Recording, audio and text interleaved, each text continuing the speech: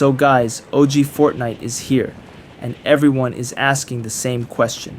Is it as good as we remember? In this video, I'm going to tell you if OG Fortnite is truly perfect and whether it lives up to the massive hype. Let's start with the launch. What a moment. On its release, over 1 million players were online, diving back into the nostalgic Chapter 1 map we all fell in love with. Within hours, the peak hit a whopping 4 million concurrent players. That's insane. It was clear that Epic Games had struck gold, tapping into our nostalgia and bringing back the magic of the prison, Dusty Depot, and Loot Lake. But while the initial excitement was through the roof, the first hour revealed a problem: sweaty players. For those who don't know, sweats are ultra-skilled players who build faster than you can blink and turn every fight into a high-stakes tournament. For someone like me who's been playing since day one but isn't exactly a pro, this made things complicated. Luckily, I managed to snag a win in my first few games, but not everyone was so lucky. Many returning players who came back for the classic, laid-back Fortnite experience found themselves up against ultra-competitive opponents. Instead of reliving the good old days, it became more like a battle for survival, and not the fun kind.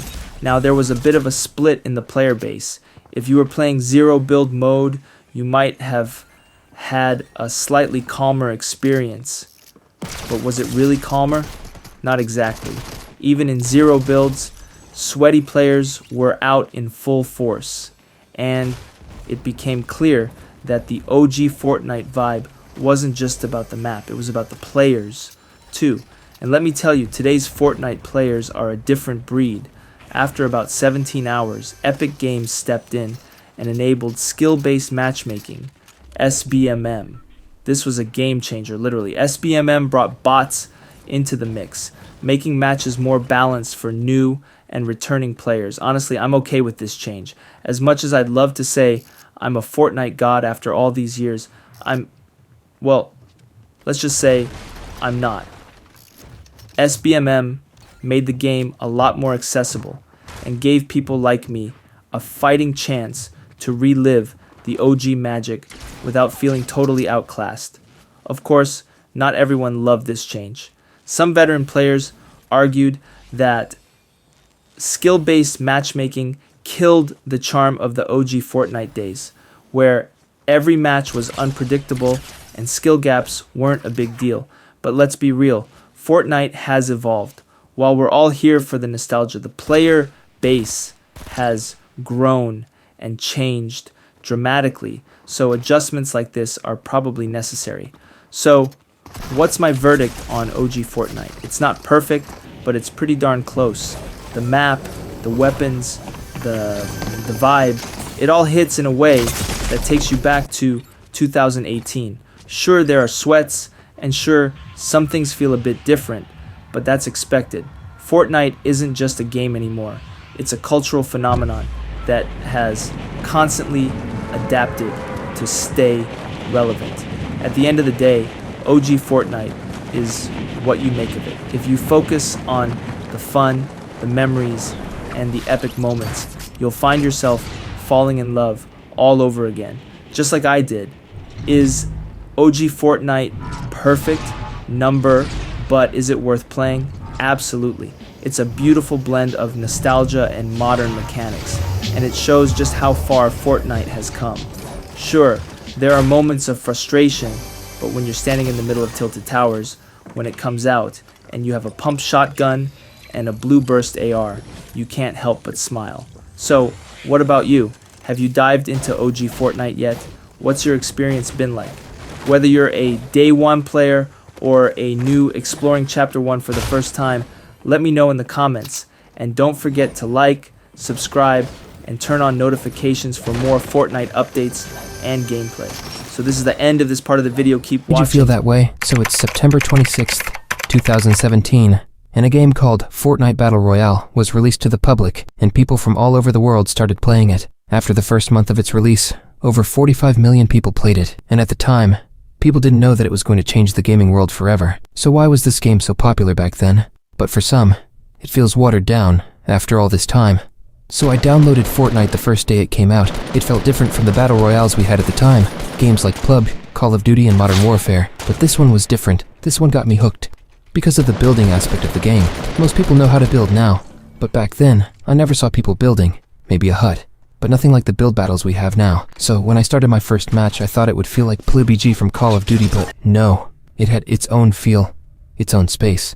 The cartoony vibe that was going around, and the map felt massive, compared to other battle royales. So I loved it so much that I got addicted. So in my first game, I landed on the 2 houses near Tomato Town, and that would always be my favorite landing spot. But at that time, I thought the circle was the storm, and I did not know how to build, or get wood, brick, or metal. The game was completely silent. You could hear an ant crawling. So let's talk about Season 1. So Season 1 was the start of something great. That's when Fortnite added the item shop, and the seasonal shop, and the first holiday event. So the item shop was simpler compared to what we have today. In the year 2024, we have cars, back blings, music tracks, and even shoes. But in 2017, we had a skin and a pickaxe. And the seasonal pass was an item shop, but you had to level up to unlock the skin so you could buy it like the Renegade Raider. And during that time, a lot of content creators were playing the game on YouTube and other platforms, and people started to understand that Fortnite cared a lot about their game and the people who played it. So it's December 14th, 2017, and there was an update that changed Fortnite forever. So when I loaded up Fortnite, I saw a whole new game. There was a new lobby, new tabs, battle pass, and I clicked on the item shop, and I saw all the new Christmas skins that I never bought. But then, I clicked on the battle pass, and I saw 3 skins, and many other rewards for only 950 V-Bucks, but for some reason, I never got it, and went and clicked ready, and right away, I saw lights and the bushes and trees decorations everywhere, a snowball launcher, and this is when more and more people started playing and more streamers, and this made the Fortnite we know and love today. During this time, people weren't as competitive. Most people didn't know how to build a wall, because most people wanted to have fun with friends or watch their favorite streamers like me when I was streaming Fortnite to about 2 people. When Season 3 came out, I got the battle pass right away. So I would not forget, I was so mad I forgot to buy it. In the first few days, I got tier 100 because I bought a few tiers. Just a few, maybe like 50 or 35. You serious? But anyway, they added backblings in the battle pass. So it's June 30th, 2018. The release of Season 4 brought the first ever live event. It was a rocket launch. But it's the first time you see a game do something like that. It may have been basic by today's standards, but back then, it was magical. And it also brought the first collab. It was with Wonder, and brought Thanos into the game. Fast forward to the time where people started to want a new map, and Fortnite gave them what they wanted. But not until they brought chaos to the map with Season X, aka the last season of Chapter 1. This season brought my favorite vehicle in Fortnite. It was called Mechs. You could jump in the air and turn people into dust. And it also brought back fan favorites with a twist like Taco Time, or the no building effect when you enter the Wild West. So after all that, everything went dark. Fortnite ended after 2 years being on that map. One event took it all away. And then, we waited, and waited, and waited, until... So Chapter 2 caused panic, because the game got less update, because of a virus. During this time, people were at home and had nothing to do. So Fortnite, Chapter 2, Season 2, was great new interest in the map, bringing Midas and Brutus, Choppas, and even A-Agent Peely. And since most people was at home, they had nothing to do, unless you was young and had school. But most people was playing Fortnite while doing their schoolwork. But when the storm passed, a new storm arrived, a downfall of people not playing Fortnite, since most went back to living. When Chapter 3 launched, it was exciting at first. A new map, a new start. It sounded great on paper, but almost immediately, something fell off. The map looked beautiful, sure, but it lacked the personality of Chapter 1. POIS felt more generic, like they were designed to look good rather than feel good to play in. Where Chapter 1 had memorable locations like Retail Row or Pleasant Park, Chapter 3's map felt like a bunch of landmarks slapped together. Another thing, the loot pool got too complicated. By Chapter 3, Fortnite had introduced so many new weapons and items that it started to feel overwhelming. Instead of sticking to the basics, Epic kept adding and vaulting things, which made it hard to keep up. Remember when it was just about picking up a pump, a scar, and some minis?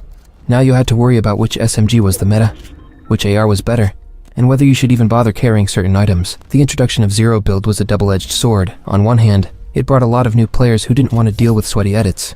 On the other hand, it took away one of the core mechanics that made Fortnite unique. For AUG player, this mode was a game changer. No more getting boxed, like a fish, or hiding in a bush. You can go back to your roots and play normally. Fast forward to Chapter 5, and things haven't improved. For some players, it feels like Fortnite has lost even more of its identity. The map, it's changed so many times. that it's hard to keep track of what's where. And instead of creating a sense of mystery or identity, it just feels confusing. You don't have those iconic spots where you know exactly what to expect. Every POI feels like it's trying too hard to be cool without actually being memorable. But I liked the Chapter 5 map, yes. I said it. I liked it. So this is why OG Fortnite was addictive. Chapter 1 wasn't perfect, but it was raw. It felt fresh. Like Epic Games didn't even know they were making history. The map wasn't overly complicated. Places like Tilted Towers, Dusty Depot, and Greasy Grove were simple, but full of personality. The building mechanic was new, and nobody knew how to use it properly. Matches weren't about sweating or showing off edits. They were about exploring, surviving, and having fun. The seasonal updates were something else too. Remember the first Battle Pass? It wasn't packed with a million cosmetics, but it felt special. Skins like Black Knight and Sparkle Specialist weren't just outfits. They were badges of honor. And the live events, those were moments that felt like the whole world stopped. The rocket launch, Kevin the Cube, the butterfly rift. Every event made you feel like you were part of something bigger. But most importantly, Chapter 1 was simple. The loot pool wasn't overloaded with a million items. You had your pumps, scars, and RPGs. There weren't 15 different mechanics to remember. You landed, you looted, and you fought.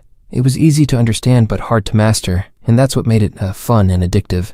The gameplay has also become way too sweaty. Back in Chapter 1, you could drop in with your friends, mess around, and still have a good time. Now, for most players, every match feels like a tournament. The skill gap has grown so much that casual players are either forced into zero build or pushed out of the game entirely. So, the answer is, it was the magic, the soul of the game. Chapter 1 wasn't just about the gameplay, it was about the feeling.